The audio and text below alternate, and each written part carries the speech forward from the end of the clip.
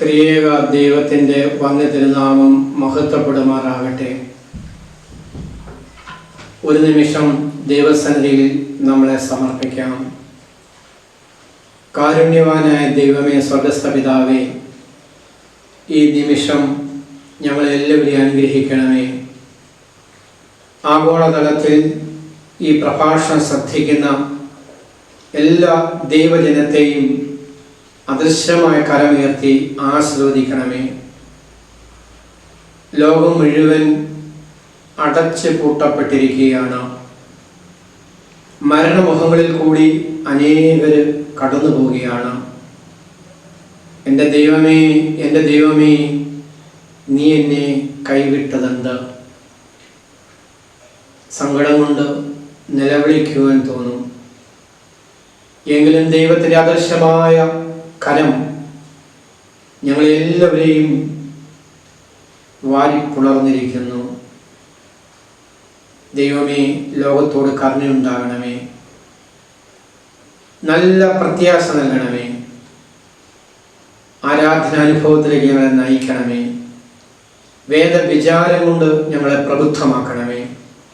ഞങ്ങളുടെ ഭവനങ്ങളെ വാഴ്ത്തണമേ. ഈ ദൈവിക ശുശ്രൂഷയിൽ പങ്കെടുക്കുന്ന എല്ലാ മക്കളെയും വാഴ്ത്തി അനുഗ്രഹിക്കണമേ. പിതാവിൻ്റെയും പുത്രൻ്റെയും ജീവനുള്ള പരിശുദ്ധ റൂഹായുടെയും മഹത്വത്തിനായിട്ട് തന്നെ ആമീൻ.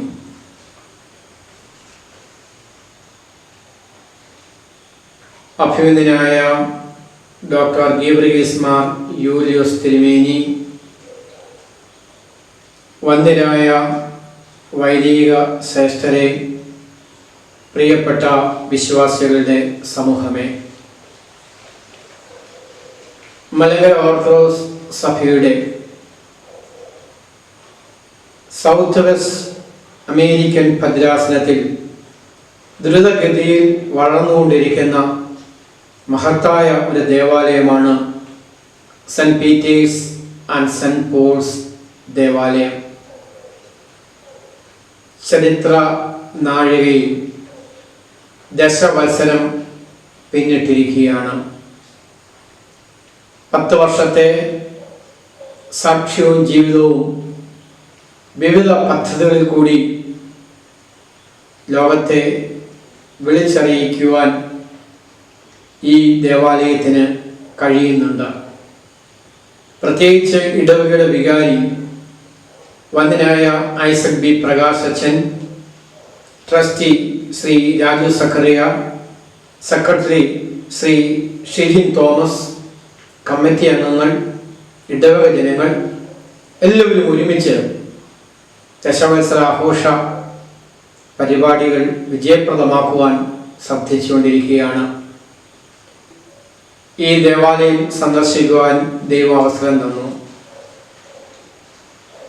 ദേവാലയത്തിലെ വിവിധങ്ങളായ ആരാധനയിലും പ്രാർത്ഥനയിലും ഭവന സന്ദർശനങ്ങളിലും പങ്കുചേരുവാൻ ദൈവം തന്ന കൃപയെ നന്ദിയോടെ സ്മരിക്കുകയാണ്. എല്ലാ ഇടവക ജനങ്ങളെയും ദൈവസേനയിൽ സമർപ്പിക്കുകയാണ്. നമ്മളിന്ന് കടന്നു പോകുന്നത് ഒരു പ്രത്യേക കാലഘട്ടത്തിൽ കൂടിയാണ്. പല പണ്ഡിതന്മാരും ഈ 2020 കുറിച്ച് പറയുന്നത് 0 ഇയർ എന്നാണ്. എല്ലാവർക്കും അറിയാം, ജനുവരി മുതൽ വളരെ വ്യാപകമായി COVID-19 വൈറസ് പ്രചരിച്ചുകൊണ്ടിരിക്കുകയാണ്. ആഗോളതലത്തിൽ ലോകത്തിൻ്റെ മുക്കിലും മൂലയിലും ചെറു ഗ്രാമങ്ങളിൽ പോലും ഈ സൂക്ഷ്മാണു കടന്നു ചെന്നു എന്ന് ഓർക്കുമ്പോൾ നമ്മുടെ ടെക്നോളജിയും നമ്മുടെ മെഡിക്കൽ സയൻസും നമ്മുടെ ബൗദ്ധിക ഇടപെടലുകളുമൊക്കെ വളരെ നിസ്സാരമെന്ന് നമുക്ക് തിരിച്ചറിയുവാൻ കഴിയുന്നു. ഈ പശ്ചാത്തലത്തിലാണ് ബോസ്റ്റണിലെ Saint Peter's and Saint Paul's ദേവാലയം ഇടവക പെരുന്നാൾ ഓൺലൈനിൽ വേദപ്രഭാഷണത്തിനായിട്ട് ക്രമീകരിച്ചിരിക്കുന്നത്. ഈ പ്രഭാഷണം ആഗോളതലത്തിൽ സാങ്കേതിക വിദ്യ വഴി കേൾക്കുകയും കാണുകയും ചെയ്യുകയാണ്.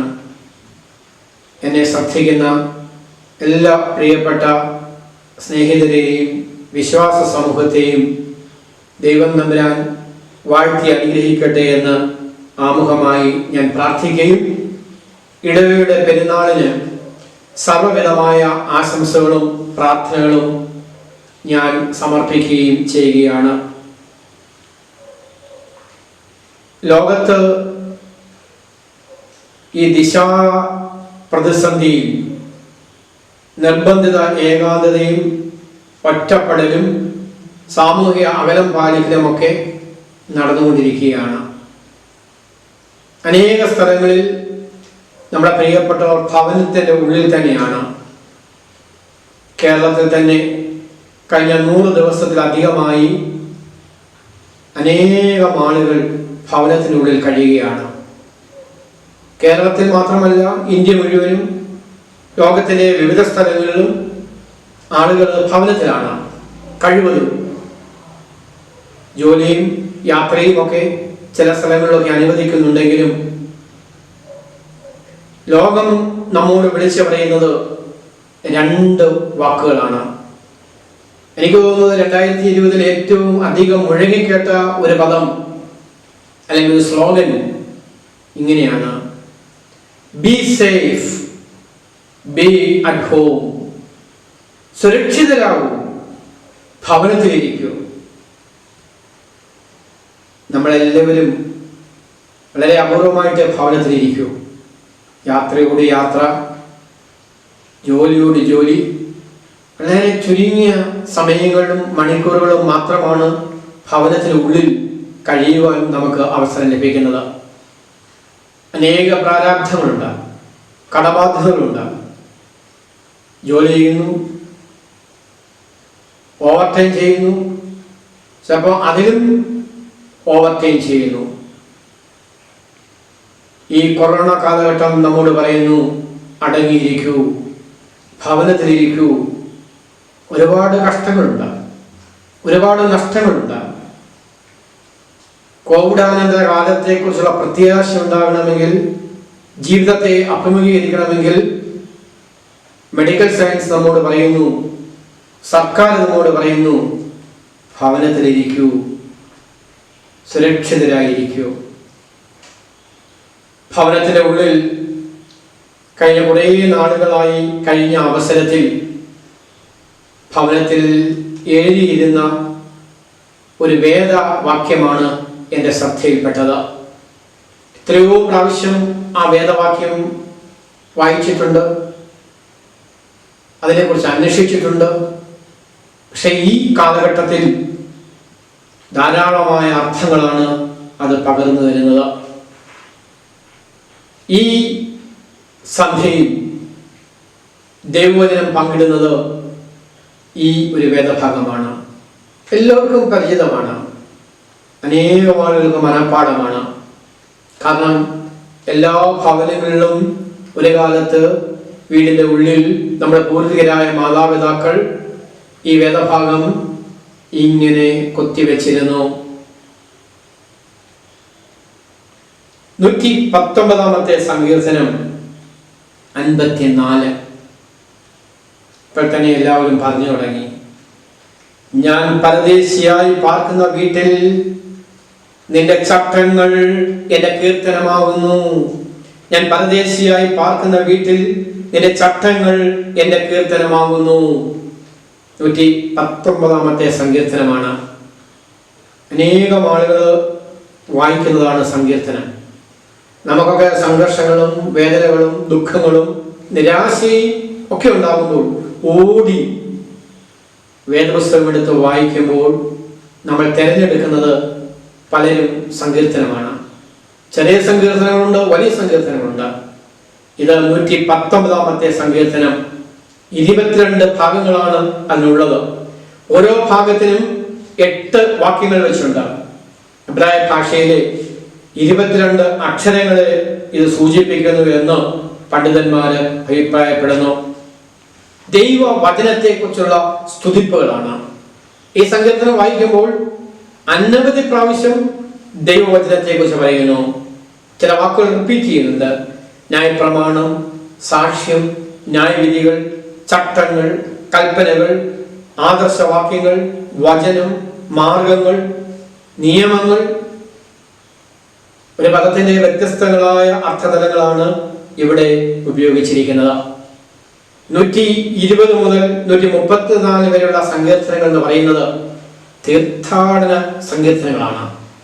യെരുശലേമിലേക്ക് സഞ്ചരിക്കുമ്പോൾ ഈ സങ്കീർത്തനം ഒരു ചൊല്ലാറുണ്ട്. പലർക്കും ഇത് ഹൃദയസ്ഥമാണ്, കാണാതെ അറിയാം. ഇത് പാടുകയാണ്. മനസ്സിന്റെ ഉള്ളറകളിൽ നിന്നും അനർഗളം നിർഗളം പ്രവഹിക്കുന്നതാണ് ഈ സങ്കീർത്തനങ്ങൾ. ഹൃദ്യമായ ഒരനുഭവം. അതുകൊണ്ട് ഈ സങ്കീർത്തനത്തെ കുറിച്ച് പറയുന്നത് ഇത് തീർത്ഥാടന സങ്കീർത്തനങ്ങൾ എന്നാണ്. യഹൂദൻ എല്ലാ വർഷവും കുറഞ്ഞത് 3 പ്രാവശ്യമെങ്കിലും യെരുശലേം ദേവാലയം സന്ദർശിക്കും. പെസഹ പെരുന്നാൾ, പെന്തിക്കോസ്തി പെരുന്നാൾ, കൂടാര പെരുന്നാൾ. ഇതൊക്കെ ഒരു കാലഘട്ടത്തിൽ നമ്മളിങ്ങനെ വായിച്ച് പഠിക്കുക മാത്രമേ ഉണ്ടായിരുന്നുള്ളൂ. എന്നെ കേൾക്കുന്ന അനേകം ഇതിനോടകം യെരുശലേം ദേവാലയം സന്ദർശിക്കുകയും ഈ പശ്ചാത്തലങ്ങളിൽ കൂടി കടന്നു പോവുകയും ചെയ്തിട്ടുണ്ട്.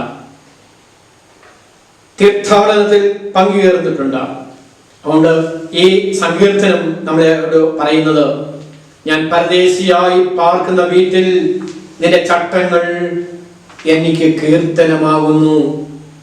ഇതിന്റെ ഒരു 3 ട്രാൻസ്ലേഷൻ ഞാൻ വായിക്കുകയാണ്. എബ്രായ ഭാഷയിൽ നിന്നും ഇംഗ്ലീഷിലേക്കുള്ള ഒരു ട്രാൻസ്ലേഷൻ ഞാൻ വായിക്കുകയാണ്.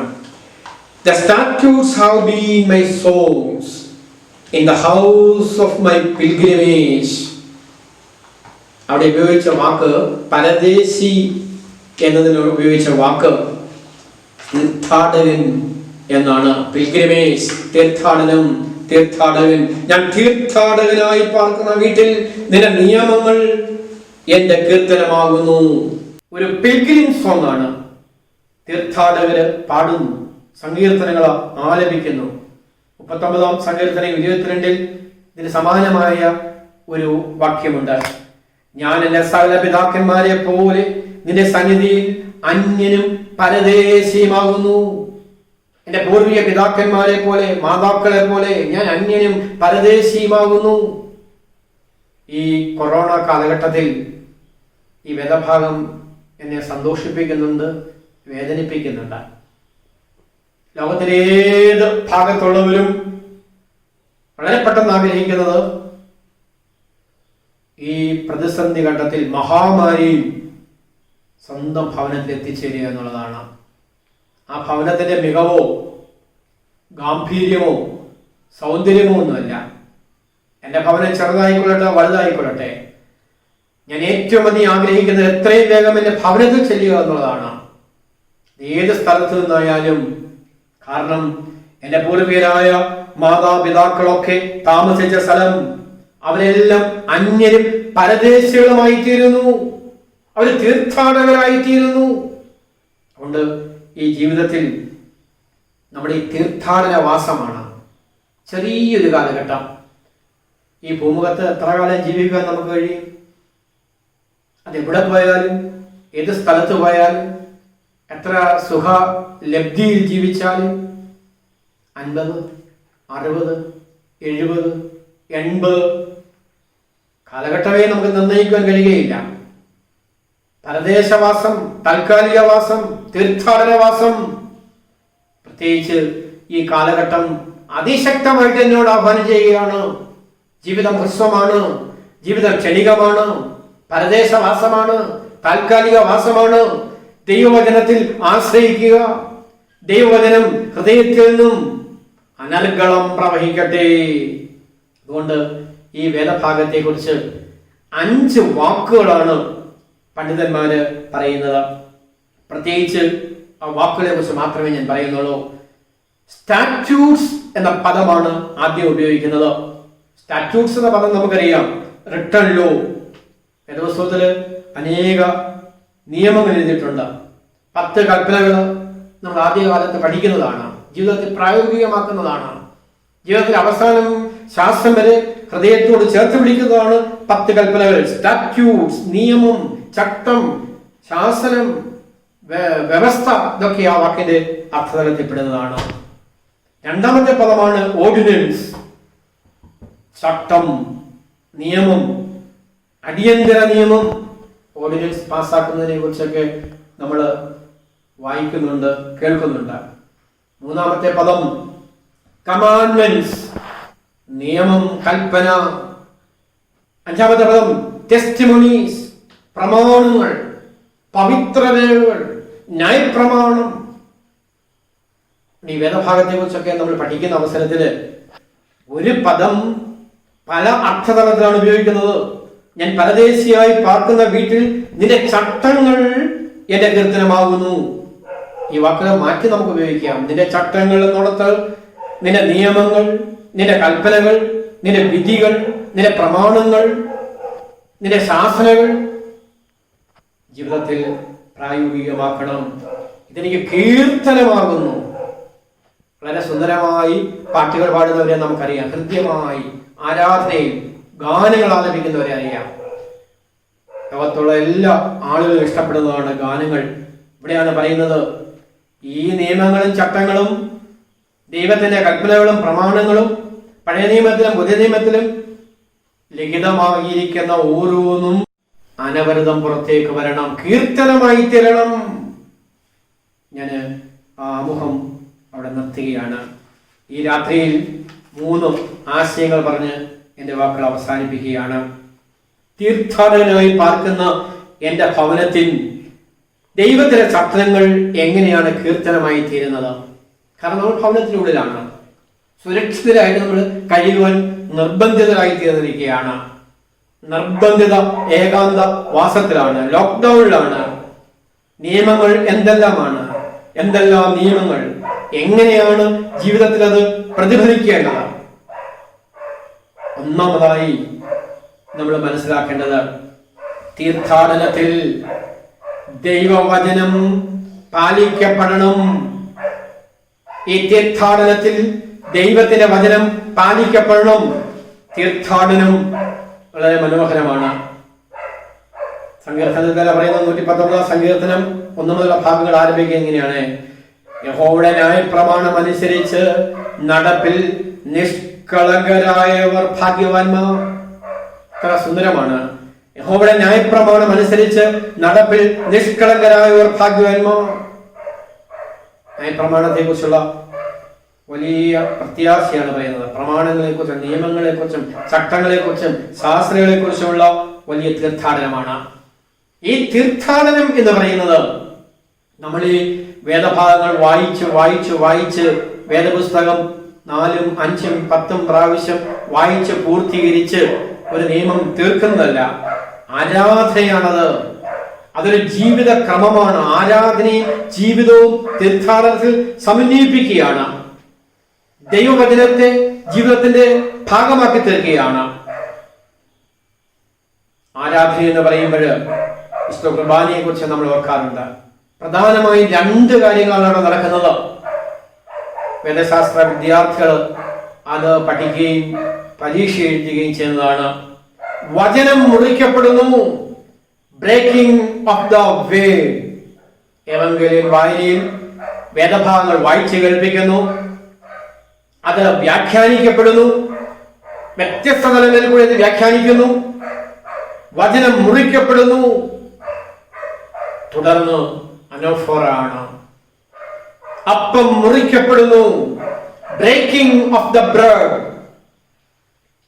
അപ്പം മുറിക്കലും വചനം മുറിക്കലും ചേർന്ന് നിൽക്കുമ്പോൾ അത് ജീവിതത്തിന്റെ ഭാഗമായി തീരും, തീർത്ഥാടനമായി തീരും, തീർത്ഥാടനത്തിൽ പങ്കുചേരും. ലോക പ്രശസ്തനായ പൗലോസ് മാർ ഗ്രിഗോറിയോസ് മെത്രാപ്പൊലീത്തായുടെ വളരെ പ്രധാനപ്പെട്ട ഒരു ആശയമുണ്ട്. കൗദാസിക മാനവികത എന്നാണ് അദ്ദേഹം പറയുന്നത്. വളരെ ലളിതമായിട്ട് പറഞ്ഞാൽ അദ്ദേഹം വ്യക്തമാക്കുന്നത്, കൗദാസിക മാനവികത, നമ്മൾ ദൈവത്തോട് പ്രാർത്ഥിക്കുകയും ആരാധിക്കുകയും ചെയ്യുമ്പോൾ അത് ജീവിതത്തിൽ യാഥാർത്ഥ്യമായി തീരണം. ദൈവത്തെയും സമൂഹത്തെയും ഒരുമിച്ച് കൊണ്ടുപോകണം, ചേർത്ത് പിടിക്കണം. ദൈവ മനുഷ്യ ബന്ധം പൂർത്തീകരിക്കപ്പെടാൻ കഴിയണം. ഇതാണ് ആ ആശയത്തിന്റെ വളരെ ലളിതമായ അർത്ഥം. നമ്മളിൽ പലരും ദേവാലയത്തിൽ പോവും, പ്രാർത്ഥിക്കും, ആരാധിക്കും, നോമ്പെടുക്കും, ഉപവസിക്കും, ധ്യാനത്തിൽ കൂടും, തീർത്ഥാടനം ചെയ്യും. പക്ഷേ എന്റെ ഈ ജീവിതം ഈ സമൂഹത്തിന് എന്ത് പ്രയോജനമാണ് ചെയ്യുന്നത്? ഈ സമൂഹത്തോട് എന്ത് പ്രതിബദ്ധതയാണ്, എന്ത് നീതിബോധമാണ് ഞാൻ ഈ സമൂഹത്തിന് കൊടുക്കുന്നത് എന്നുള്ളതാണ് വലിയ ചോദ്യം. അദ്ദേഹത്തിന്റെ ഒരു വാചകം ഞാൻ വായിച്ചേൽപ്പിക്കാം. ഈ ലോകത്തെ സഭയുടെ ശുശ്രൂഷയെ കുറിച്ച് ഞാൻ മനസ്സിലാക്കുന്നത് പൗലോസ് മാർ ഗ്രിഗോറിയോസ് മെത്രാപ്പൊലീത്ത പറയുകയാണ്, കൗദാശിക തത്വങ്ങളുടെയും കൗദാശിക ശുശ്രൂഷയുടെയും അന്തസത്ത പുതിയ ഭാവത്തിൽ തിരിച്ചറിയുക എന്നതാണ് കൗദാശിക മാനവികത. വളരെ കൃത്യമായിട്ടാണ് കൗദാശിക തത്വങ്ങൾ, കൗദാശിക ശുശ്രൂഷ, ബേസിക് ആയിട്ടുള്ള ഈ തത്വങ്ങളും ഈ അനുഷ്ഠാനങ്ങളും സമന്വയിപ്പിച്ച് എന്റെ ജീവിതം പൊതുസമൂഹത്തിന് ഒരു പുതിയ ദർശനം കൊടുക്കുവാൻ കഴിയുമ്പോഴാണ് ഈ തീർത്ഥാടനം ദൈവവചനത്തിന്റെ അടിസ്ഥാനത്തിൽ പാലിക്കപ്പെടുന്നത് എന്ന് ഓർക്കണം. വളരെ പ്രസിദ്ധമായ ചില സ്ലോഗൻസ് ഉണ്ട്. Gutenberg to Google age.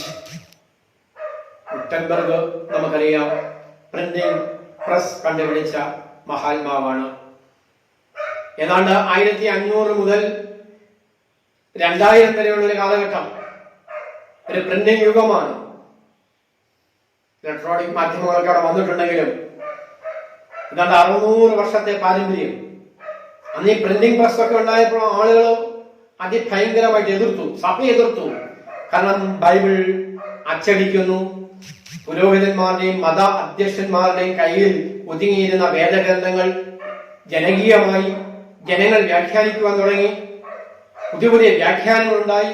അതുകൊണ്ട് പ്രിന്റിംഗ് പ്രസിനോട് അന്തസ്സായ അലർജി ആദ്യകാലത്ത് മത മേലധ്യക്ഷന്മാർ പുലർത്തിയിരുന്നു. 1500 കാലഘട്ടമാണ്, ഓർത്തിരിക്കണം. 600 വർഷങ്ങൾക്ക് മുമ്പുള്ള ചരിത്രമാണ്. എന്നാൽ പിന്നീട് സഭ ഈ പ്രിന്റിംഗ് പ്രസിനെ ഹൃദയത്തോട് ചേർത്ത് പിടിച്ചു, വേദപുസ്തകം അച്ചടിച്ചു, ആരാധനക്രമങ്ങൾ അച്ചടിച്ചു, ജനങ്ങളുടെ കയ്യിലെത്തി, വേദവചനം പഠിക്കുവാൻ തുടങ്ങി. തീർത്ഥാടനത്തിന് പുതിയ അർത്ഥതലങ്ങൾ ഉണ്ടായി. ഒരു 2000 മുതൽ വീണ്ടും ഒരു ഗൂഗിൾ ഏജിലേക്ക് നമ്മൾ എത്തിച്ചേർന്നു. ഇൻഫർമേഷൻ കമ്മ്യൂണിക്കേഷൻ ടെക്നോളജി അതിശക്തമായി വളർന്നു. പുതിയ സാങ്കേതികത നമ്മുടെ ഹൃദയങ്ങളിൽ എത്തിച്ചേർന്നു. ദൈവവചനം പഠിക്കുവാനും ദൈവവചനം വായിക്കുവാനും ഇങ്ങനെയുള്ള പുതിയ സാങ്കേതികത നമുക്ക് ലഭ്യമായി. അതുകൊണ്ടാണ് ഈ ഇടവകയിലെ ഈ കൺവെൻഷൻ ഓൺലൈനായി ലോകത്തോട് സംവേദിക്കുന്നത്. സൈബർ ചർച്ച് യാഥാർത്ഥ്യമായി. പണ്ട് മർക്കൂസിന്റെ മാളികയിൽ ആരാധന നിർവഹിച്ചെങ്കിൽ 4 അതിർത്തികളിൽ മാത്രം ഒതുങ്ങി നിന്ന, ഇടവകയുടെ അതിർത്തികളിൽ മാത്രം ഒതുങ്ങി നിന്ന ആരാധനയും പ്രഭാഷണവും അതിരുകളില്ലാത്തൊരു ലോകത്തിലേക്ക് എത്തിച്ചേർന്നു. അതാണ് സൈബർ ചർച്ച്. ഭിത്തികളില്ലാത്ത ഒരു സഭ, അതിർത്തികളില്ലാത്ത ഒരു സഭാ ദർശനം. നോക്കണം, ഈ ഗൂഗിൾ ഏജിൽ സൈബർ ചർച്ച് യാഥാർത്ഥ്യമായി, അല്ലെങ്കിൽ വെർച്വൽ ചർച്ച്, ഓൺലൈൻ ചർച്ച്. ഇവിടെ ഈ ചർച്ചൊക്കെ നമ്മൾ ഇങ്ങനെയുള്ള സംവിധാനങ്ങളൊക്കെ ഉപയോഗിക്കുന്നത് ദൈവവചനം പഠിപ്പിക്കുകയാണ്. ദൈവവചനം പഠിക്കുകയും പരിശീലിക്കുകയും ചെയ്യുകയാണ്, ജീവിതത്തോട് ചേർത്ത് പിടിക്കുകയാണ്. നമുക്കെല്ലാം അഭിമന്യനായ ഗുരുസ്ഥാനിയായ ഗീവർഗീസ് മാർ ഉസ്താദോസ് മെത്രാപ്പൊലീത്തയുടെ ജീവിതത്തിൽ വളരെ മനോഹരമായ ഒരാശയമുണ്ട്. ഞാൻ തന്നെ അദ്ദേഹത്തോട് ചോദിച്ചു, ജീവിതം അങ്ങേ എന്ത് പഠിപ്പിച്ചു? ഗീവർഗീസ് മാർ ഉസ്താദോസ് മെത്രാപ്പൊലീത്ത 94-ാമത്തെ വയസ്സിൽ പറയുകയാണ്,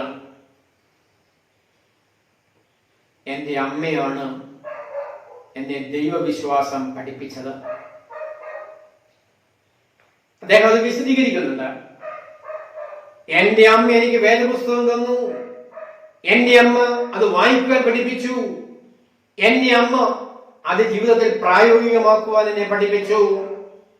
കാലഘട്ടം കൂടി ഓർക്കണം. ഉസ്താദ് തിരുമേനി ജനിച്ചത് ജോർജ് കുട്ടിയായിരുന്നു എന്ന് 1918 100 വർഷം കഴിഞ്ഞു. ഒരു 12 വയസ്സുള്ള കാലഘട്ടം. 1918 നിന്നും 12 കൂട്ടുമ്പോൾ ഏകദേശം ഒരു 1930 നടക്കുന്ന സംഭവമാണ്. എന്റെ അമ്മ എനിക്ക് വേദപുസ്തകം തന്നു. എന്റെ അമ്മ വായിക്കാൻ പഠിപ്പിച്ചു. എന്റെ അമ്മ അതെന്റെ ജീവിതത്തിൽ പ്രായോഗികമാക്കുവാൻ പഠിപ്പിച്ചു. വേദപുസ്തകം നമുക്കുണ്ട് എന്ന് പറഞ്ഞിട്ട് കാര്യമില്ല. അത് പഠിക്കണം, പരിശീലിക്കണം. എവിടെ പോയാലും ഞാൻ കണ്ടിട്ടുണ്ട് അദ്ദേഹത്തിന്റെ കയ്യിൽ ഒരു വേദപുസ്തകമുണ്ട്. വേദപുസ്തകം ഹൃദയത്തോട് ചേർത്ത് പിടിച്ചിരിക്കുന്ന ഒരു ചിത്രം വളരെ പോപ്പുലറാണ്. അന്ന് പന്തയങ്ങൊന്നും വ്യാപകമല്ല.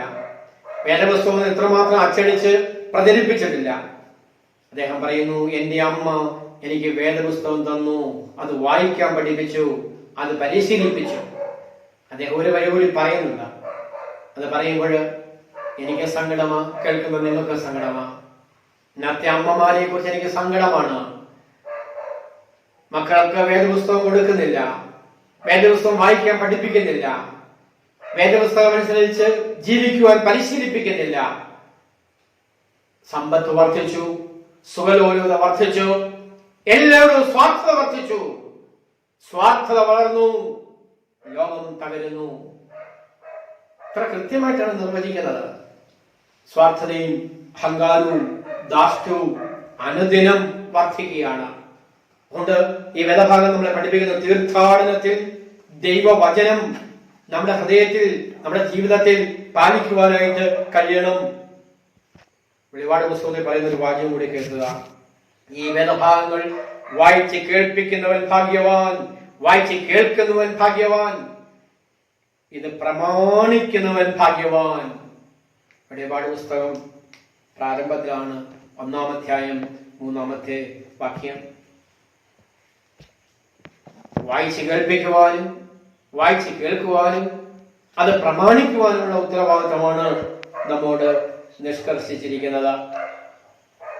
നീ ജീവിച്ചിരിക്കേണ്ടതിന് എന്റെ കൽപ്പനകളെയും ഉപദേശങ്ങളെയും നിന്റെ കണ്ണിന്റെ കൃഷ്ണമണി പോലെ കാത്തുകൊള്ളുക എന്നാണ് സദൃശവാക്യം 7-ാം അധ്യായം 1 മുതലുള്ള ഭാഗത്ത് പറയുന്നത്. ഈ വേദവചനങ്ങളെ കണ്ണിലെ കൃഷ്ണമണി പോലെ ജീവിതത്തിലേക്ക് ചേർത്ത് പിടിക്കുവാനായിട്ട് നമുക്ക് കഴിയണം. അതുകൊണ്ട് ഈ വേദഭാഗം നമ്മൾ ഓർപ്പിക്കുകയാണ്. നമ്മുടെ ജീവിതത്തിന്റെ സാക്ഷ്യമാണ് ദൈവവചനത്തിന്റെ ഈ സുതാര്യതയും പ്രായോഗികതയും. വളരെ പ്രശസ്തനായ ശാസ്ത്രജ്ഞനും രാഷ്ട്രപതിയുമായ APJ അബ്ദുൽ കലാമിന്റെ വളരെ സുന്ദരമായ ഒരു സ്റ്റേറ്റ്മെന്റ് ഞാൻ വായിച്ചത് ഓർക്കുകയാണ്.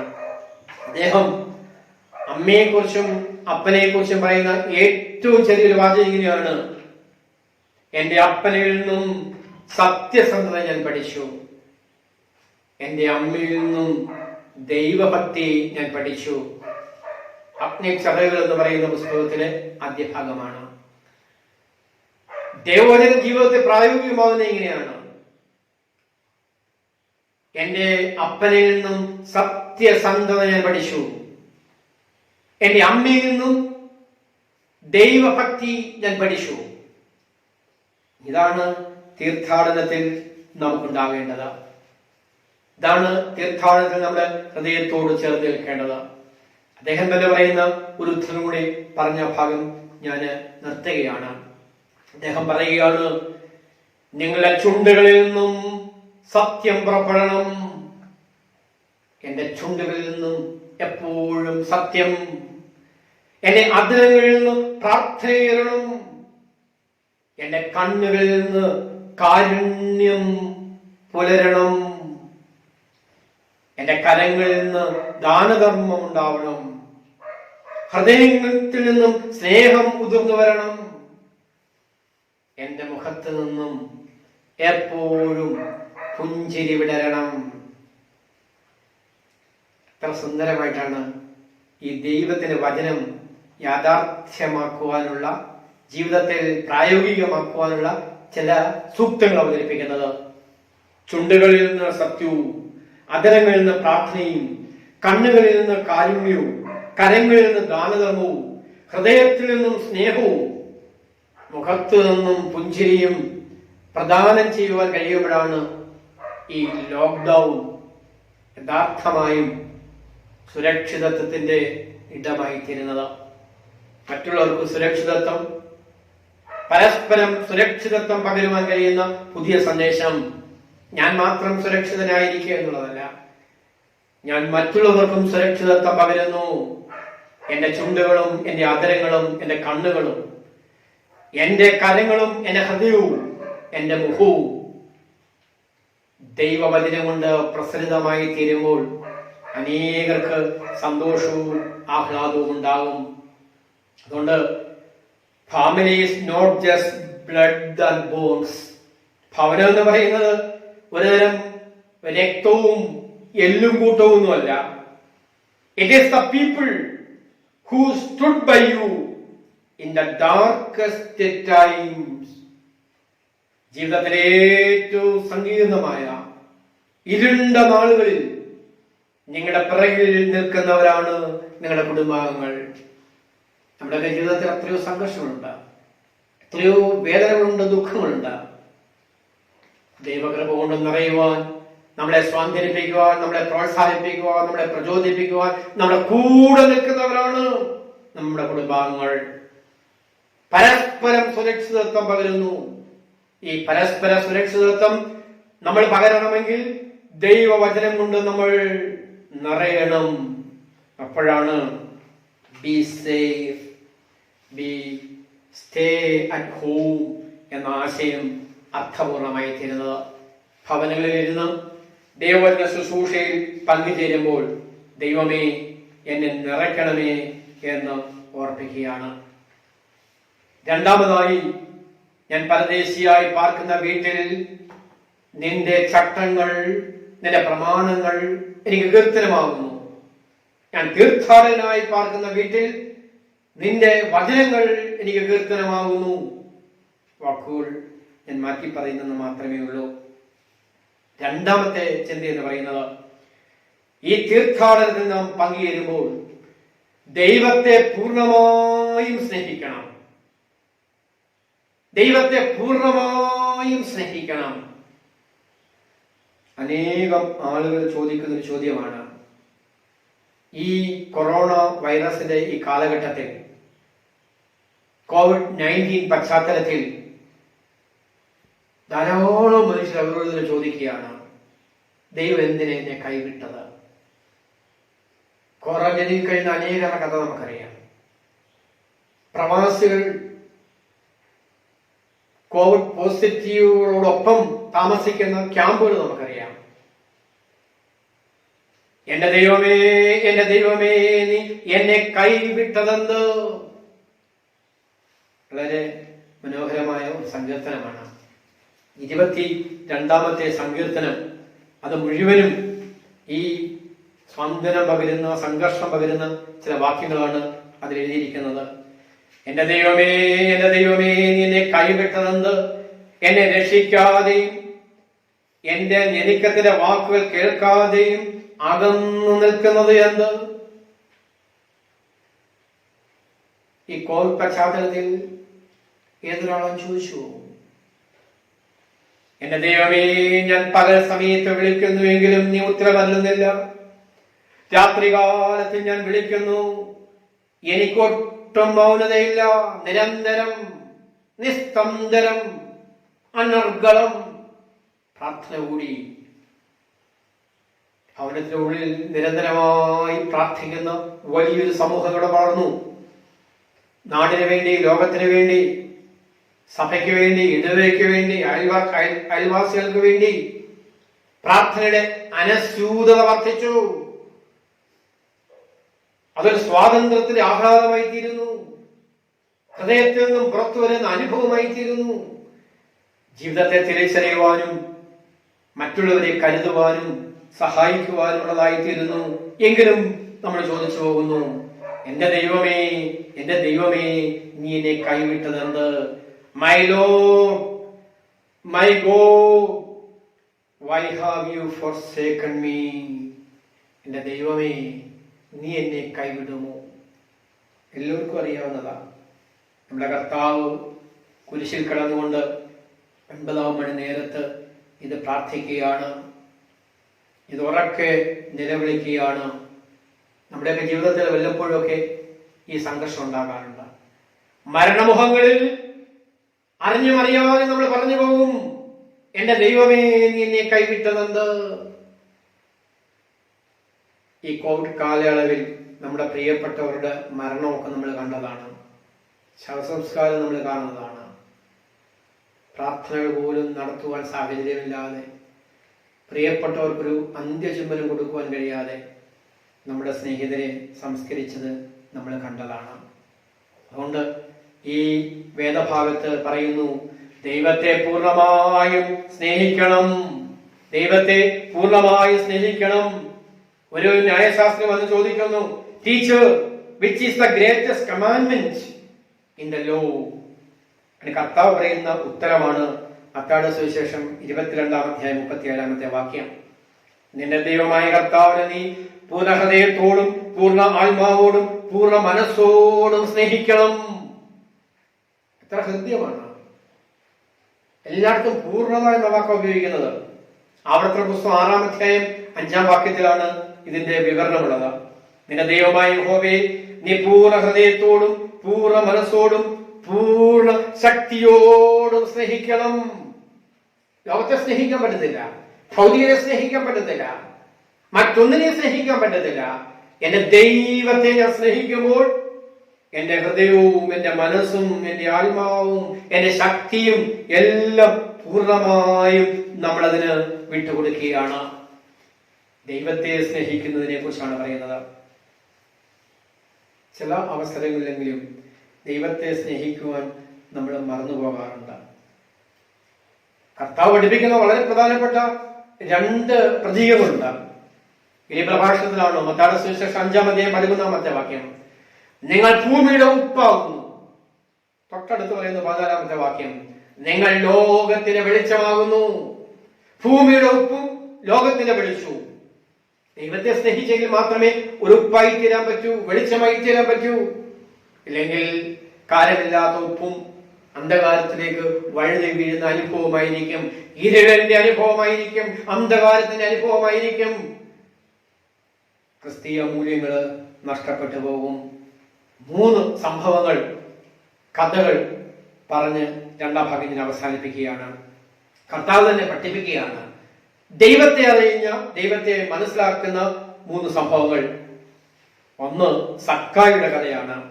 അത് അവതരിപ്പിക്കുന്നത് ലൂക്കോസിന്റെ സുവിശേഷം 19-ാം അധ്യായം 1 മുതൽ 10 വരെയുള്ള വേദഭാഗത്താണ്. വളരെ ധനാഢ്യനായ ഒരു മനുഷ്യൻ, tax collector, A wealthy tax collector in Jericho എന്നാണ് അവിടെ പറയുന്നത് 19-ാമത്തെ അധ്യായത്തില്. ഈ ധനാഢ്യനായ മനുഷ്യന് യേശു ആരാണെന്ന് കാണുവാൻ ആഗ്രഹിച്ചു. ധനവാനായ സക്കായി എന്ന പേരുള്ള ഒരു പുരുഷൻ യേശു എങ്ങനെയുള്ളവൻ എന്ന് കാണുവാൻ ആഗ്രഹിച്ചു. കഥ നമുക്കറിയാവുന്നതാണ്. അവന്റെ പേര് സക്കായി ശുദ്ധൻ എന്നാണ്, നിർമ്മലൻ എന്നാണ്, നിഷ്കളങ്കൻ എന്നാണ്. നല്ല അർത്ഥമുള്ള ഒരു പേര്. പക്ഷെ നമ്മളാരും ആ പേര് ഉപയോഗിക്കാറില്ല.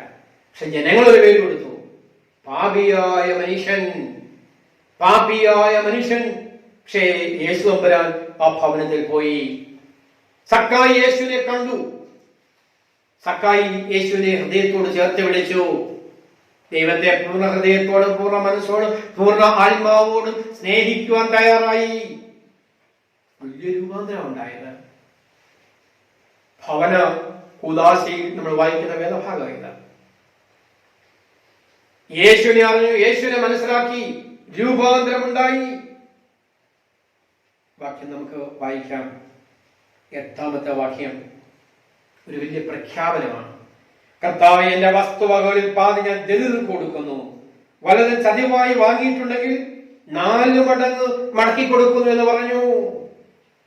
അതിന് യേശു ഉത്തരം പറയുന്നത്, ഇവനും അബ്രഹാമിന്റെ മകനാകിയാൽ ഇന്ന് ഈ ഭവനത്തിന് രക്ഷയുണ്ടായി.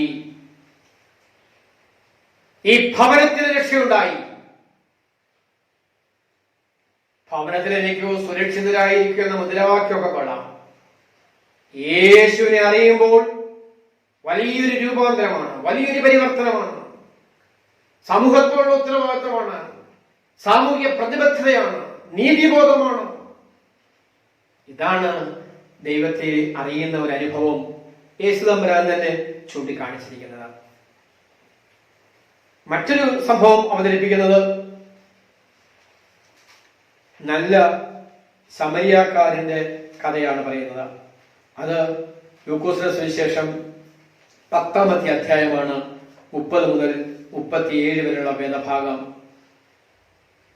കാരുണ്യത്തിന്റെ കഥയെന്നൊക്കെ വ്യാഖ്യാനമുണ്ട്. ലോകത്ത് വളരെ പ്രഗത്ഭനും പ്രശസ്തനുമായ മത അധ്യക്ഷനാണ് പോപ്പ് ഫ്രാൻസിസ് മാർപ്പാപ്പ. അദ്ദേഹത്തിന്റെ പുസ്തകങ്ങളൊക്കെ എല്ലാ ഭാഷയിലും മൊഴിമാറ്റം നടത്തും. അദ്ദേഹത്തിന്റെ വളരെ പ്രശസ്തമായ ഒരു പുസ്തകമുണ്ട്. ആ പുസ്തകത്തിന്റെ പേര് the name of God is Mercy. ദൈവത്തിന്റെ പേര് കാരുണ്യം എന്നാണ്. ദൈവത്തിന്റെ പേരുണ്ടോ? എത്രയോ പേരുകൾ ദൈവത്തെ നമ്മൾ വിളിക്കാറുണ്ട്. പക്ഷെ ഈ ഗ്രന്ഥത്തിൽ പറയുകയാണ് the name of God is Mercy. ദൈവത്തിന്റെ പേര് കാരുണ്യം എന്നാണ്. ഈ പുസ്തകം ആരംഭിക്കുന്നത് നല്ല ശമരിയാക്കാരന്റെ കഥ പറഞ്ഞുകൊണ്ടാണ്. കാരുണ്യത്തിന്റെ കഥ നമുക്ക് എല്ലാവർക്കും പരിചിതമാണ്. ഈ മുറിവേറ്റ് കിടക്കുന്ന മനുഷ്യനെ കണ്ട് ഈ ശമരിയാക്കാരൻ 33 മുതലുള്ള പാട്ടുകൾ വായിച്ചു നോക്കണം. അവരുടെ മനസ്സറിഞ്ഞു, മുറിവുകളെ കെട്ടി വാഹനത്തിൽ കയറ്റി രക്ഷ ചെയ്തു. എന്നിട്ടാണ് ചോദ്യങ്ങൾ ഉണ്ടാകുന്നത്. കർത്താവ് തന്നെ ചോദിക്കുന്നു, കള്ളന്മാരുടെ കയ്യിൽ അകപ്പെട്ടവന് ഈ മൂവരിൽ ഏവൻ കൂട്ടുകാരനായി തീർന്നു എന്ന് നിനക്ക് തോന്നുന്നു? ആരാണ് എന്റെ കൂട്ടുകാരൻ? ആരാണ് എന്റെ അയൽക്കാരൻ? ആരാണ് എന്റെ സ്നേഹിതൻ? കഥയാ പറഞ്ഞത്. കർത്താവ് ഉത്തരം പറഞ്ഞില്ല. ഒരു ചോദ്യം അങ്ങോട്ട് ഇട്ടു കൊടുത്തു. ഈ 3 പേരിൽ ആരാണ് നിന്റെ കൂട്ടുകാരൻ? യേശുക്രിസ്തുവിന്റെ ഈ ബോധന ശുശ്രൂഷയുടെ മെത്തഡോളജി, രീതിശാസ്ത്രം പഠിക്കുമ്പോൾ പല ചോദ്യങ്ങൾക്കും കർത്താവ് ഉത്തരം പറയാറില്ല. ഒരു മറുചോദ്യം അങ്ങോട്ട് ചോദിക്കും. കൃത്യമായിട്ട് കർത്താവ് ഉത്തരം പറയാതെ ഒരു ബദൽ ചോദ്യം അവതരിപ്പിച്ചു. ഈ 3 പേരിൽ ആരാണ് കൂട്ടുകാരനായി തീർന്നത് എന്ന് നിനക്ക് തോന്നുന്നു? ഇത്തരങ്ങനെയാണ് അവനോട് കരുണ കാണിച്ചവൻ. സമരിയാക്കാരൊന്നും പറയാൻ അത് ഇഷ്ടപ്പെട്ടില്ല. കാര്യം ഇവര് ശത്രുതയും വൈരാഗ്യമാണ്. അവനോട് കരുണ കാണിച്ചവൻ. അതുകൊണ്ടാണ് ഈ കഥയെക്കുറിച്ച് കാരുണ്യത്തിന്റെ ഉപമയാണെന്ന് പറയുന്നത്. കർത്താവ് പറഞ്ഞു, വളരെ മനോഹരമായ ആശയം അവിടെയാണ്. യേശു അവനോട്, നീയും പോയി അങ്ങനെ തന്നെ ചെയ്യുക. Go and do like this. പോവുക, അങ്ങനെ തന്നെ ചെയ്യുക. മുറിവേറ്റവനെ താങ്ങിയെടുക്കുക, കോരിയെടുക്കുക, മുറിവ് വെച്ച് കെട്ടുക, സത്രത്തിൽ കൊണ്ടുപോയി രക്ഷ ചെയ്യുക. ഇതാണ് കാരുണ്യത്തിന്റെ അനുഭവം.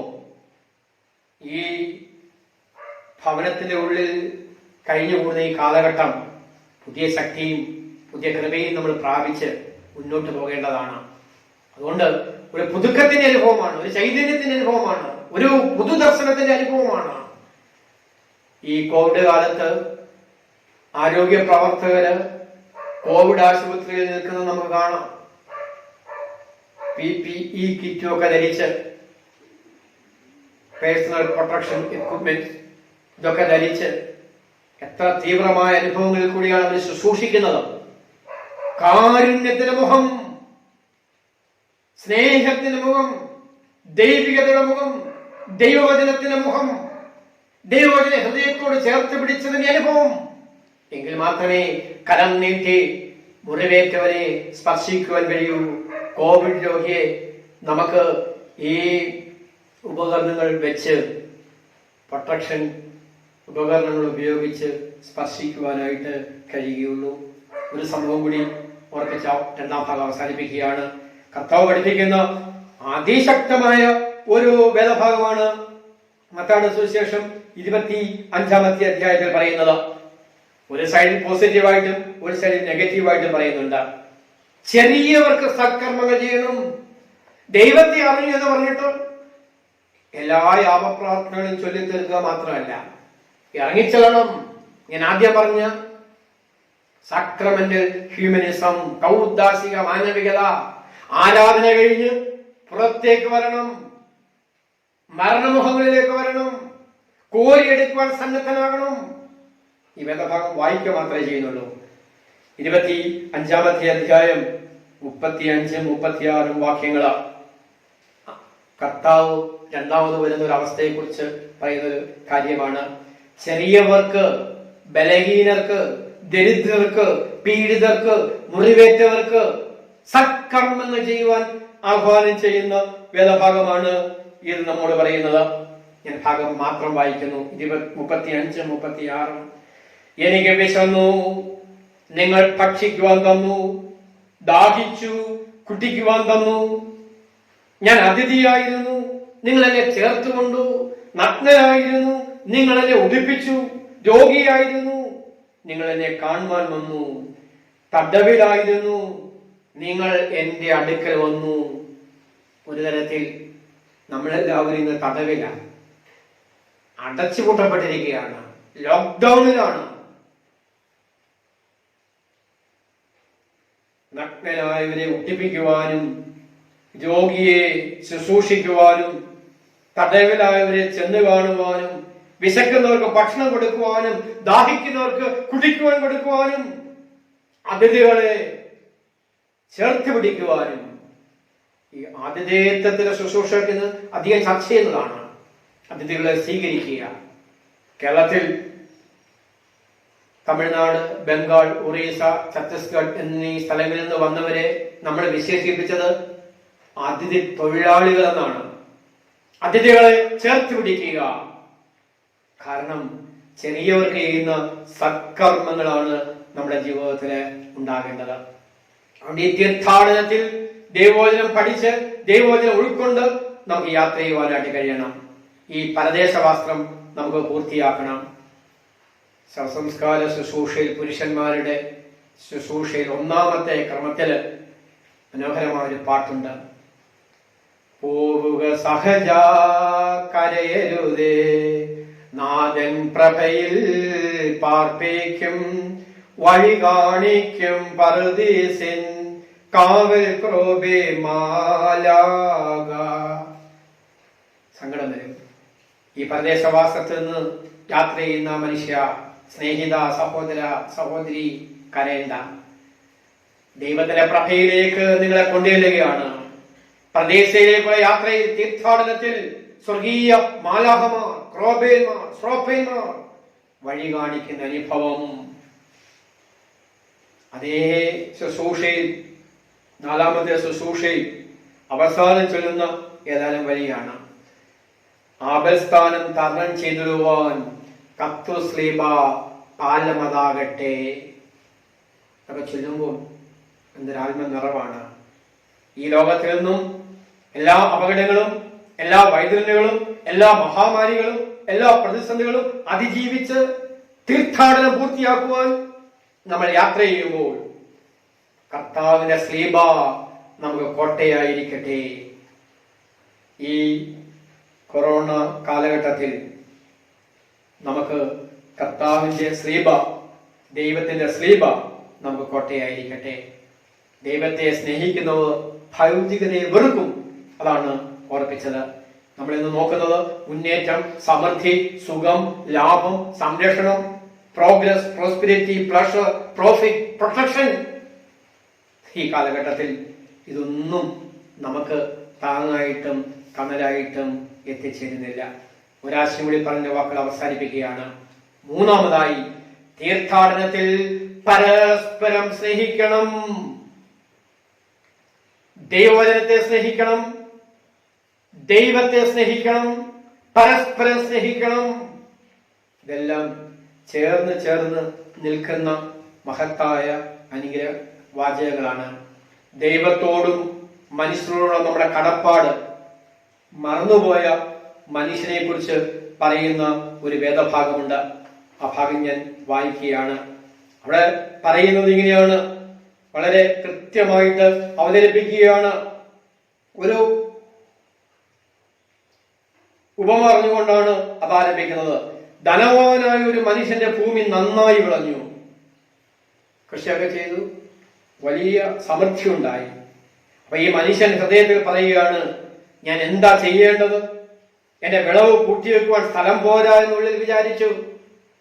നമ്മളൊക്കെ പല സ്വപ്നങ്ങളും നെയ്തെടുക്കും. 2020 അനുഗ്രഹത്തിന്റെ വർഷമാണ്. കുറെ കാര്യങ്ങൾ ചെയ്തു തീർക്കാനുണ്ട്, പക്ഷെ ഒന്നും നടന്നില്ല. അടുത്ത ഒരു 100 ദിവസം അതികഠിനമായിരിക്കും എന്നാ പറയുന്നത്. 2020 കംപ്ലീറ്റ്. അതിന്റെ പ്രത്യാഘാതങ്ങൾ 21, 22 ഉണ്ടാകും.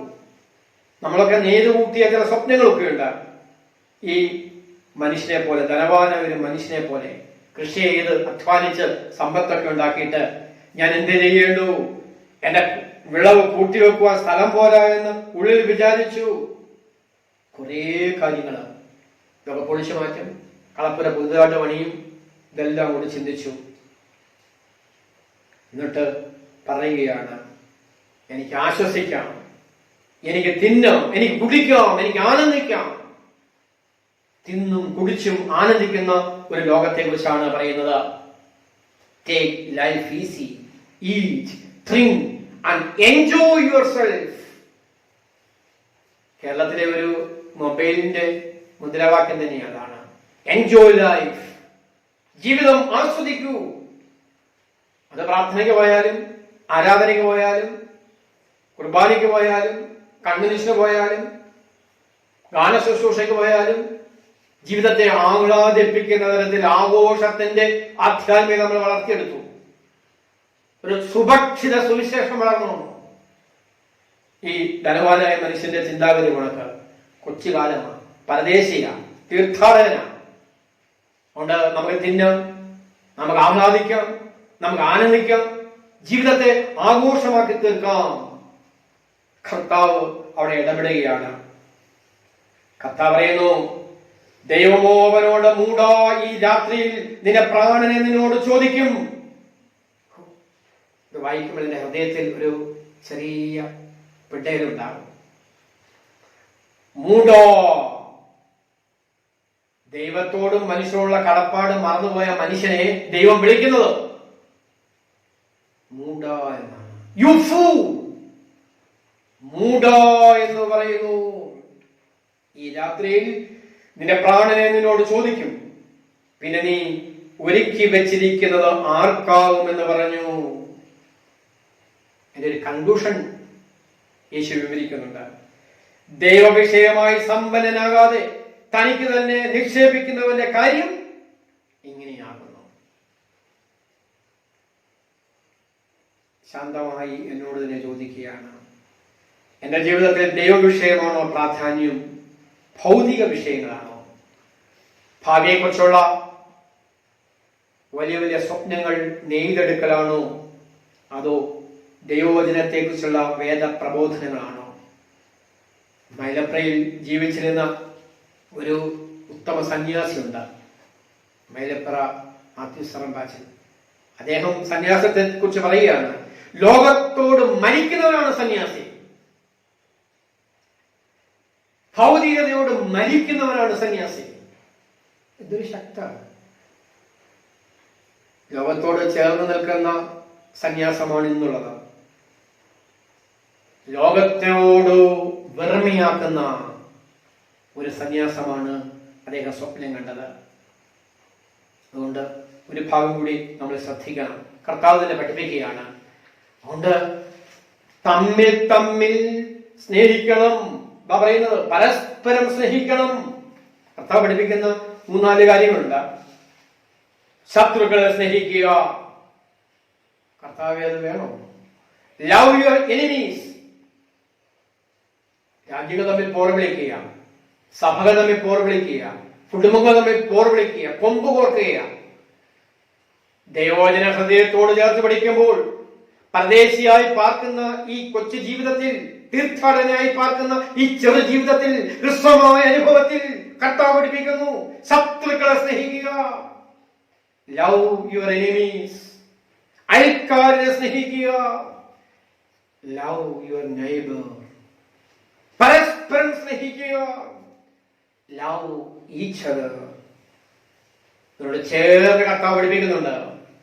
പരസ്പരം ശുശ്രൂഷിക്കുക. Serve each other. ദൈവത്തെ ഞാൻ സ്നേഹിക്കുന്നു, ദൈവത്തെ ഞാൻ ആരാധിക്കുന്നു, ദൈവത്തോട് ഞാൻ പ്രാർത്ഥിക്കുന്നു, ദൈവികമായി ഞാൻ വളരുന്നു എന്ന് പറയുമ്പോൾ ശത്രുക്കളെ സ്നേഹിക്കുവാനും അയൽക്കാരെ സ്നേഹിക്കുവാനും പരസ്പരം സ്നേഹിക്കുവാനും പരസ്പരം ശുശ്രൂഷിക്കുവാനും കഴിയുന്നില്ലെങ്കിൽ വ്യർത്ഥമാണ് നമ്മുടെ വേദാബോധം. അതുകൊണ്ട് കർത്താവ് പഠിപ്പിക്കുന്ന ഏറ്റവും മനോഹരമായ ആശയം ഇതാണ്: നിങ്ങൾ എന്റെ കൽപ്പനകൾ പ്രമാണിച്ചാൽ എന്റെ സ്നേഹത്തിൽ വസിക്കും. യോഹന്നാൻ അവതരിപ്പിക്കുന്നത് 15-ാമത്തെ അധ്യായം, യോഹന്നാന്റെ സുവിശേഷം 10-ാമത്തെ വാക്യം. നിങ്ങൾ എന്റെ കൽപ്പനകൾ പ്രമാണിച്ചാൽ എന്റെ സ്നേഹത്തിൽ വസിക്കും എന്നുള്ളത് യോഹന്നാന്റെ സുവിശേഷത്തിൽ തന്നെ അത് പറയുന്നുണ്ട്. കർത്താവ് കാലുകളെ കഴുകുന്ന പശ്ചാത്തലത്തിലാണ് അത് വിശദീകരിക്കുന്നത്. യോഹന്നാന്റെ സുവിശേഷം 13-ാമത്തെ അധ്യായം 14-ാമത്തെ വാക്യം. കർത്താവും ഗുരുവുമായ ഞാൻ നിങ്ങളുടെ കാലുകൾ കഴിയെങ്കിൽ നിങ്ങൾ തമ്മിൽ തമ്മിൽ കാലുകളെ കഴുകണം. ദൈവവചനം പ്രായോഗികമാകട്ടെ, പ്രാക്സിസ് പ്രയോഗത്തിൽ വരട്ടെ. കാലുകളെ കഴുകുന്നു, ശുശ്രൂഷിക്കുന്ന ഒരു അനുഭവം. അതുകൊണ്ട് അവിടെ വ്യക്തമായിട്ട് അവതരിപ്പിക്കുകയാണ്, കാലുകളെ കഴുകുന്നു. അതുകൊണ്ട് ഈ 10 കൽപ്പനകളെ കുറിച്ചൊക്കെ ആദ്യം ഞാൻ സൂചിപ്പിക്കുകയുണ്ടായി. അതിന്റെ 3 കൽപ്പനകളും ദൈവസ്നേഹത്തെ കുറിച്ചാണ് പറയുന്നത്. 3 കൽപ്പനകളും. തുടർന്നുള്ള 7 കൽപ്പനകൾ എന്ന് പറയുന്നത് അയൽക്കാരുമായുള്ള ബന്ധത്തിൽ സ്നേഹത്തെ കുറിച്ചാണ് പറയുന്നത്. അയൽക്കാരനെ സ്നേഹിക്കേണ്ട ആവശ്യകതയെ കുറിച്ചാണ് പഠിപ്പിക്കുന്നത് 10 കൽപ്പനകളിൽ. പുറപ്പാട് പുസ്തകം 20-ാം അധ്യായം 1 മുതൽ 17 വരെ ദീർഘമായിട്ട് അതിന്റെ വിവരണങ്ങൾ വായിക്കാവുന്നതാണ്. യോഹന്നാന്റെ സുവിശേഷം ഈ സ്നേഹത്തെക്കുറിച്ചും ശുശ്രൂഷയെക്കുറിച്ചും സവിസ്തരം പ്രതിപാദിക്കുന്നു. 13-ന്റെ സമാപനം കൂടി ഒന്ന് വായിക്കാം. 34-35. നിങ്ങൾ തമ്മിൽ തമ്മിൽ സ്നേഹിക്കണം എന്ന പുതിയൊരു കൽപ്പനയാണ് നിങ്ങൾക്ക് തരുന്നു. നമുക്ക് എഴുതാം, 11-ാമത്തെ കൽപ്പനയായിട്ട് എഴുതാം. നിങ്ങൾ തമ്മിൽ തമ്മിൽ സ്നേഹിക്കണമെന്ന് പുതിയൊരു കൽപ്പനയാണ് നിങ്ങൾക്ക് തരുന്നു. ഞാൻ നിങ്ങളെ സ്നേഹിച്ചതുപോലെ നിങ്ങൾ തമ്മിൽ തമ്മിൽ സ്നേഹിക്കണമെന്ന് തന്നെ. ഈ Houston Saint Peter's and Saint Paul's ദേവാലയത്തിലെ ഓൺലൈൻ പ്രബോധനം ഈ കോവിഡ് കാലത്ത് എല്ലാം മറക്കാം, ശത്രുത മറക്കാം, വ്യക്തിവൈരാഗ്യങ്ങൾ മറക്കാം. നമുക്ക് ഒരു പുതിയ ആധ്യാത്മികത വളർത്താം. തമ്മിൽ തമ്മിൽ സ്നേഹിക്കുന്ന, എന്നെ കേൾക്കുന്ന ലോകത്തിന്റെ വിവിധ ഭാഗങ്ങളിലുള്ള ഓരോരുത്തരോടുമാണ് ഈ വചനം. നമ്മുടെ ബലഹീനതകൾ മറക്കാം, തെറ്റുകൾ ക്ഷമിക്കാം, നമ്മോട് തന്നെ കുറവുകൾ മുറുക്കാം, വ്യക്തിബന്ധങ്ങൾ നമുക്ക് ദൃഢമാക്കാം. 35-ാമത്തെ വാക്യത്തിൽ കർത്താവ് പറയാണ്, നിങ്ങൾക്ക് തമ്മിൽ തമ്മിൽ സ്നേഹമുണ്ടെങ്കിൽ നിങ്ങൾ എന്റെ ശിഷ്യന്മാരെന്നറിയപ്പെടും.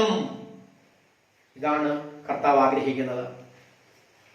ഈ പെരുന്നാളുകളും ഈ ശുശ്രൂഷകളും ഒക്കെ ഈ വലിയ ഒരു അനുഭവത്തിലേക്ക് കർത്താവിന്റെ ശിഷ്യന്മാരാക്കി തീർക്കുന്ന ഒരു അനുഭവം. കുടുംബ ജീവിതത്തിൽ അതാണ് ഉണ്ടാകേണ്ടത്. ഭാര്യാഭർത്തൃ ബന്ധത്തിൽ അതാണ് ഉണ്ടാകേണ്ടത്. കുടുംബ ബന്ധങ്ങളിൽ അതാണ് ഉണ്ടാകേണ്ടത്.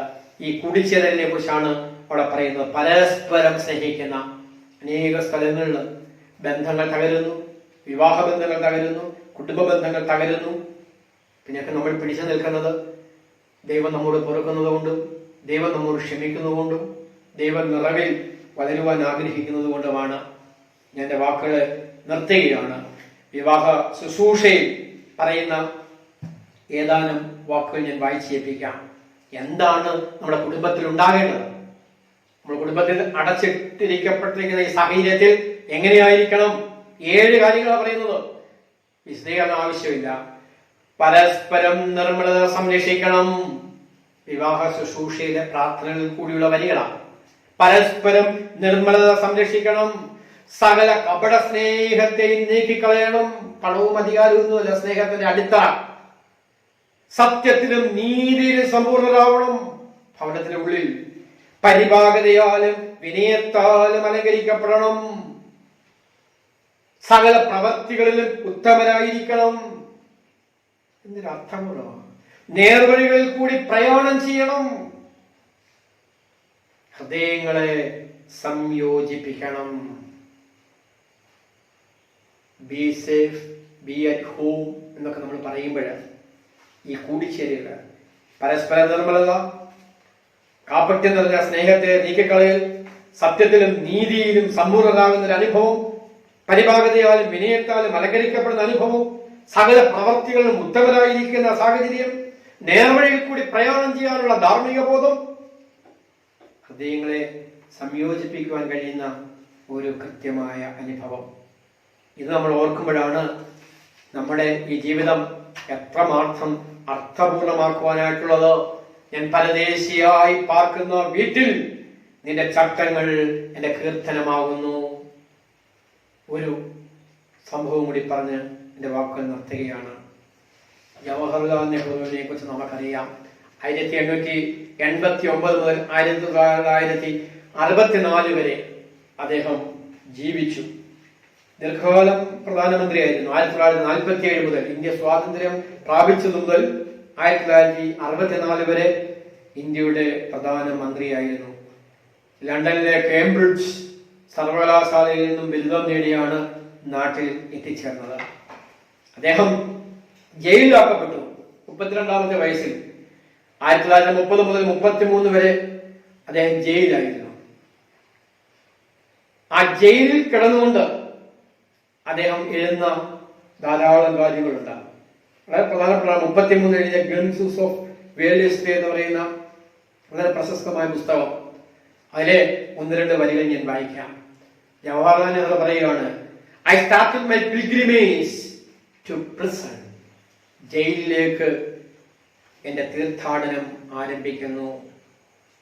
അദ്ദേഹം എഴുതുന്നു, ജയിലിന്റെ അവസ്ഥ വിവരിക്കുകയാണ്. It brings both leisure and a measure of detachment. ജയിലിലെ എന്റെ ജീവിതം വിശ്രമവും നിസ്സംഗത്വവും പകരുന്നു. നമ്മളൊരു ജയിലിലാണ്, ലോക്ക്ഡൌണിലാണ്. അദ്ദേഹം ജയിലിൽ കിടന്ന് അദ്ദേഹം എഴുതുന്നു, ഞാൻ പുസ്തകങ്ങൾ വായിച്ചു, നോട്ട് എഴുതി, ജീവിതത്തിന്റെ അർത്ഥം കണ്ടെത്തി. ഡിസ്കവറി ഓഫ് ഇന്ത്യ ഒക്കെ എഴുതി, ജീവിതത്തിന്റെ അർത്ഥം കണ്ടെത്തി. ഒരുപക്ഷെ 2020 മുഴുവൻ നമ്മൾ ലോക്ക്ഡൌണിലാവാം. സുരക്ഷിതരായി ഭവനത്തിനുള്ളിൽ കഴിയുന്നതോടൊപ്പം ജീവിതത്തെ നമുക്ക് പുനർനിർമ്മിക്കാം, പുനർക്രമീകരിക്കാം, ജീവിതത്തിന് ശോഭ പകരാം, ജയപരാജയങ്ങൾ തിരിച്ചറിയാം, പരാജയങ്ങളിൽ നിന്നും ഉയർത്തെഴുന്നേൽക്കാം. ഫീനിക്സ് പക്ഷിയെ പോലെ. നമ്മുടെ മുന്നിലുള്ള വാചകം ഇതാണ്, ഞാനിവിടെ ഒരു പരദേശിയാണ്, എന്റെ ജീവിതം വളരെ ഹ്രസ്വമാണ്, എന്റെ ജീവിതം വളരെ ക്ഷണികമാണ്, ഞാനൊരു തീർത്ഥാടകൻ മാത്രമാണ്. ഈ തീർത്ഥാടനത്തിൽ ദൈവവചനം എനിക്ക് കീർത്തനമാകുന്നു, ദൈവവചനം എനിക്ക് കൽപ്പനയാകുന്നു, ദൈവത്തിന്റെ വചനം എന്റെ പ്രമാണങ്ങൾ ആയിത്തീരുന്നു എന്ന് നമ്മൾ ഓർത്തിരിക്കണം. 3 ചെറിയ ആശയങ്ങൾ പങ്കിടുവാനായിട്ട് ഇടയായി. 1, ഞാൻ പരദേശിയായി, ഞാൻ തീർത്ഥാടകനായി പാർക്കുന്ന വീട്ടിൽ നിന്റെ ചട്ടങ്ങൾ എന്റെ കീർത്തനമാകുന്നു. 1ാമത് പങ്കിട്ടത് ദൈവ വചനം ജീവിതത്തിൽ പ്രായോഗികമാക്കുവാനായിട്ട് കഴിയണം. തീർത്ഥാടനത്തിൽ ദൈവവചനം പാലിക്കപ്പെടണം. ദൈവമേ, ദൈവത്തിന്റെ വചനം പാലിക്കുവാൻ എനിക്ക് ശക്തി നൽകണമേ. 2, തീർത്ഥാടനത്തിൽ ദൈവത്തെ പൂർണ്ണമായും സ്നേഹിക്കണം, പ്രാർത്ഥിക്കണം. ലോകത്തെ ഞാൻ സ്നേഹിച്ചു പോയി, ഭൗതികതയെ ഞാൻ സ്നേഹിച്ചു പോയി, ടെക്നോളജിയെ ഞാൻ സ്നേഹിച്ചു പോയി. ദൈവത്തെ സ്നേഹിക്കുവാനായിട്ട് ഈ കാലയളവിൽ തിരിച്ചു വരാം. 3ാമതായി നമ്മൾ ചിന്തിച്ചത്, ഈ തീർത്ഥാടനത്തിൽ പരസ്പരം സ്നേഹിക്കണം. ശത്രുക്കളെ സ്നേഹിക്കണം, അയൽക്കാരനെ സ്നേഹിക്കണം, പരസ്പരം സ്നേഹിക്കണം, പരസ്പരം ശുശ്രൂഷിക്കണം. ഒരു നാണയത്തിന് 2 വശങ്ങൾ പോലെ. സ്നേഹിക്കുന്നു, ശുശ്രൂഷിക്കുന്നു, ശുശ്രൂഷിക്കുന്നു, സ്നേഹിക്കുന്നു, പ്രാർത്ഥിക്കുന്നു, ശുശ്രൂഷിക്കുന്നു. സ്നേഹിക്കുന്നു, ശുശ്രൂഷിക്കുന്നു. അങ്ങനെ എൻ്റെ പരദേശവാസം, തീർത്ഥാടനവാസം അവസാനിക്കുന്നു. ഈ ദൈവവചന ശുശ്രൂഷയിൽ പങ്കുചേരുവാനിടയായതിൽ ദൈവത്തെ ഞാൻ മഹത്വപ്പെടുത്തുകയാണ്. വളരെ പ്രിയപ്പെട്ട ഐസക് ബി പ്രകാശ് അച്ഛനുമുള്ള സന്തോഷവും ആദരവും ഞാൻ അറിയിക്കുകയാണ്. ഹൂസ്റ്റണിലെ Saint Peter's and Saint Paul's ദേവാലയത്തിന് എല്ലാ നന്മകളും നേരുന്നു. ഈ വചനം നവമാധ്യമങ്ങളിൽ കൂടി ശ്രദ്ധിച്ച എല്ലാ പ്രിയപ്പെട്ടവരെയും വിശ്വാസ സമൂഹത്തെയും ദൈവം തമ്പുരാൻ വാഴ്ത്തട്ടെ എന്ന് പ്രാർത്ഥിക്കുന്നു. ഒരു നിമിഷം താഴെ വണക്കാം. കാരുണ്യവാനായ ദൈവമേ, ഞങ്ങളോട് ക്ഷമിക്കണമേ. പ്രാർത്ഥിക്കുകയും ഉപവസിക്കുകയും ആരാധനയിൽ പങ്കുചേരുകയും ചെയ്യുന്നെങ്കിലും പലപ്പോഴും ഞങ്ങളുടെ ഉത്തരവാദിത്തങ്ങൾ മറന്നുപോകുന്നു. ദൈവത്തെ സ്നേഹിക്കുവാൻ കൃപ നൽകണമേ. ദൈവവചനത്തെ ഹൃദയത്തോട് ചേർത്ത് പിടിക്കുവാനും അത് പ്രായോഗികമാക്കുവാനും ശക്തി നൽകണമേ. പരസ്പരം സ്നേഹിക്കുന്ന ഒരു പുതിയ മാനവികത രൂപപ്പെടുത്തുവാൻ കർത്താവെ സഹായിക്കണമേ. ഈ അടച്ച് പൂട്ടൽ കാലഘട്ടം, ലോക്ക്ഡൗൺ കാലഘട്ടം പുതിയ ശക്തി സംഭരിച്ച് പരിശുദ്ധാത്മ നിറവിൽ ദൈവചൈതന്യത്തിൽ ഉയർത്തെഴുന്നേൽക്കാൻ കർത്താവെ സഹായിക്കണമേ. പുതിയ ദിശാബോധത്തോടെ, കാരുണ്യ പ്രവർത്തികൾക്കായി നീതിബോധത്തോടെ, സാമൂഹിക പ്രതിബദ്ധതയോടെ, വിശുദ്ധ ജീവിതത്തോടെ മുന്നേറുവാൻ കർത്താവെ സഹായിക്കണമേ. ലോകത്തെ മുഴുവൻ തിരുസന്നിധിയിൽ സമർപ്പിക്കുന്നു. ലോകത്തോട് കരുണയുണ്ടാകണമേ. ദൈവകൃപ കൊണ്ട് ഞങ്ങളെ നിറയ്ക്കണമേ. ഞങ്ങൾ നിരാശരായി തീരരുതേ. പ്രതിസന്ധികളിൽ കൂടിയിരിക്കണമേ. ദൈവവചനത്തിൽ മുറുകെ പിടിക്കുവാൻ ശക്തി നൽകണമേ. ദൈവവചനം ഞങ്ങളെ ആശ്വസിപ്പിക്കണമേ. ഞാൻ പരദേശിയായി പാർക്കുന്ന വീട്ടിൽ, ഞാൻ തീർത്ഥാടകനായി പാർക്കുന്ന വീട്ടിൽ നിന്റെ പ്രമാണങ്ങൾ എനിക്ക് കീർത്തനമാകുന്നു. നിന്റെ വചനങ്ങൾ എനിക്ക് കീർത്തനമാകുന്നു. അനസ്യൂതം അനർഗളം ദൈവവചനം എൻ്റെ ജീവിതത്തിൽ കൂടി പ്രകാശം പരത്തുവാൻ ഭൂമിയുടെ ഉപ്പായി ലോകത്തിന്റെ വെളിച്ചവുമായി എൻ്റെ സാക്ഷ്യ ജീവിതം പൂർത്തീകരിക്കുവാൻ കർത്താവെ സഹായിക്കണമേ. പിതാവിൻ്റെയും പുത്രൻ്റെയും ജീവനുള്ള പരിശുദ്ധ റൂഹായുടെയും മഹത്വത്തിനായിട്ട് തന്നെ ആമേൻ.